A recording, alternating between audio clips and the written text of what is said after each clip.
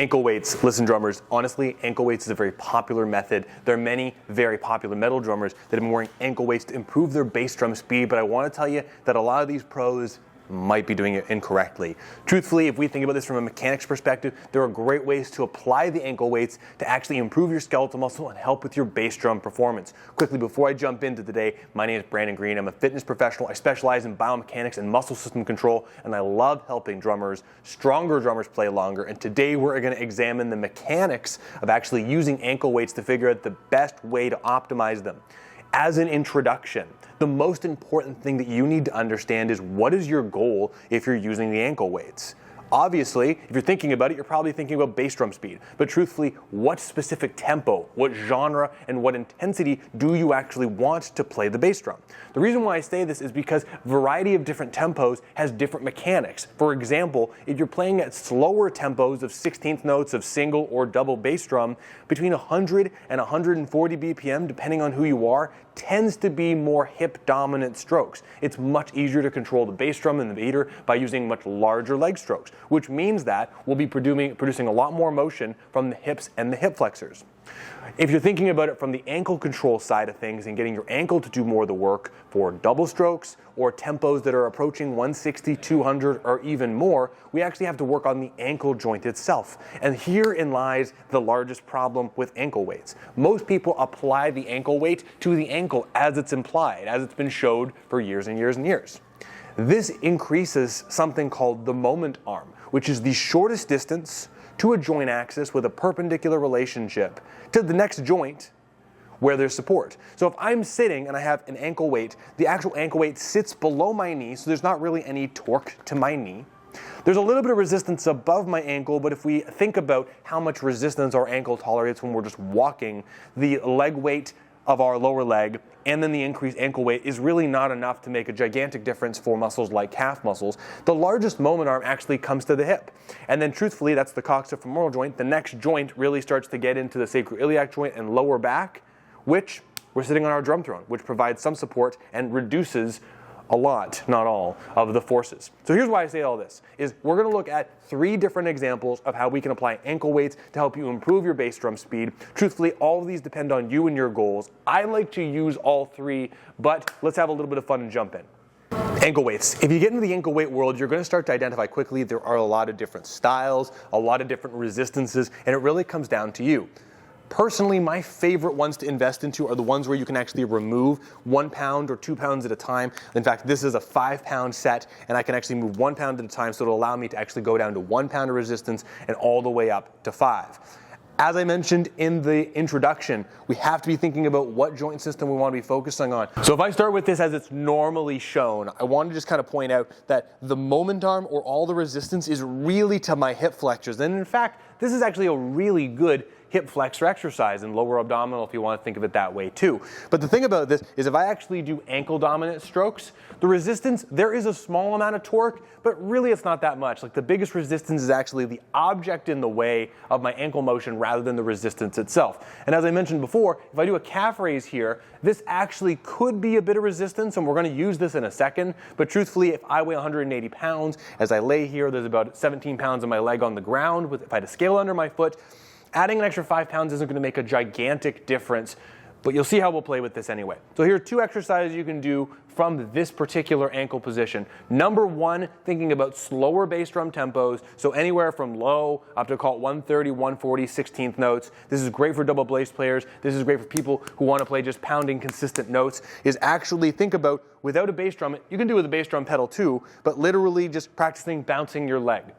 There's 2 ways you can go about thinking about orchestrating this. Is if I'm bouncing my leg as so, I can either focus on lifting my leg from my hip, making it more controlled hip flexion strokes. I would encourage you to do this when you do it on your own to set a metronome, duk, duk, duk, duk, duk, and do this for as long as you can. So let's say we're doing the hip flexion dominant variation, set a metronome, call it for 55 BPM, 16th notes, duk, duk, duk, duk, duk, duk, duk, and focus on the hip lifting it. Second, you can actually switch and think about the toe doing the bouncing. So this is a little different than the traditional ankle techniques that are taught, but what I'm actually thinking about here, while this looks very similar to the first exercise, is actually bouncing, keeping my toes heavy and doing all the bouncing from my Achilles tendon.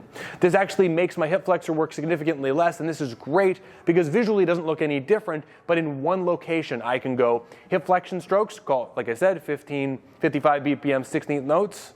Then I can switch to the foot dominant variation as my hips get tired, and this creates a nice strategic drop set.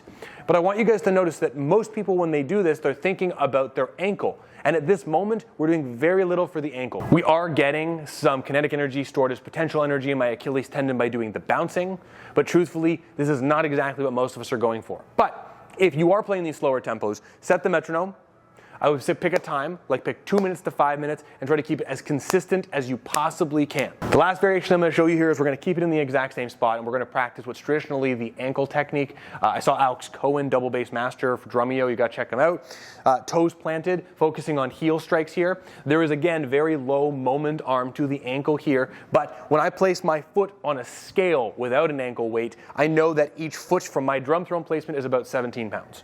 When I add the additional 5 pounds, this makes it 22 pounds of force, so kind of close to a 25% increase in resistance. This is great because if I go for the time element, so that same 55 BPM 16th notes for 5-10 minutes, you'll start to feel real high level burn. It actually starts to work on the endurance side of things. The reason why I was kind of negative about this originally is because if we actually want to work on the weakest links in our bass drum playing, there's a far more effective exercise that we're going to do now. So I've taken the ankle weight and I've wrapped it around to the front of my foot. So you can see that it's actually in front of my ankle, meaning that when I do dorsiflexion, there's actually resistance in front. So there's actually what's called torque now, an increase in moment arm to that area. So there's a couple different things we can do. One, we can actually suspend our leg like I am now and practice doing controlled dorsiflexion.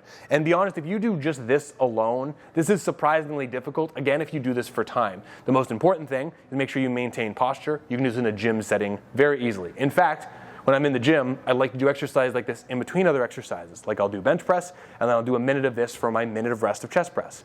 Then what we can do that's more practical to actually drumming is do heel down bass drum playing, and try to do consistent single strokes again with that same 55 BPM for 2 to 5 minutes. If you do this long enough, you're going to start to identify where the fatigue and the burn happens pretty quickly. But if we do this, and we start to feel the burning really fast, if you get one of the ankle weight sets I talked about where you can remove a pound at a time, you can do just 1 pound and actually start very low and build up some endurance there. In between all this, if you really want to, one thing you can try is not just moving your ankle and not just doing strikes, but you can actually practice doing ankle dominant heel strokes. And again, you're going to get a lot more dorsiflexors than you did before. Got to go real tight with the ankle weight so it doesn't fall off. But ultimately, all of these exercises can be extremely beneficial.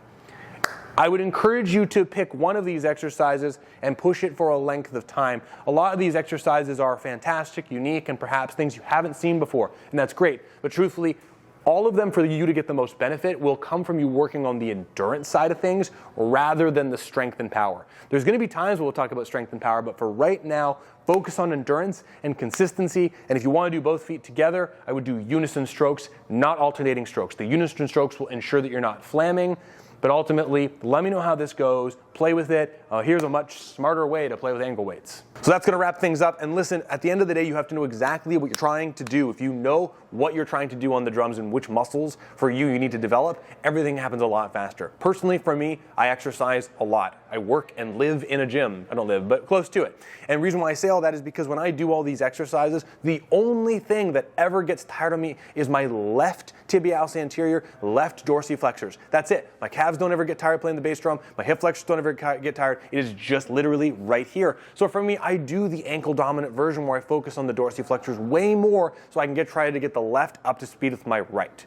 So for you, pick these exercises, pick a tempo, pick a time, work on endurance more than speed. Take your time with this and you will start to identify over time which muscle group burns and fatigues the most. And provided it's not discomfort, I would encourage you to rest a day or so and keep pushing that particular exercise. Again, you can do all three, but focus on your weakest links and you'll start to see that all the other stuff starts to fall together. Anyway, Brandon from Drum Mechanics. Stronger drummers play longer. Please like and subscribe and let me know what you want to learn more about next.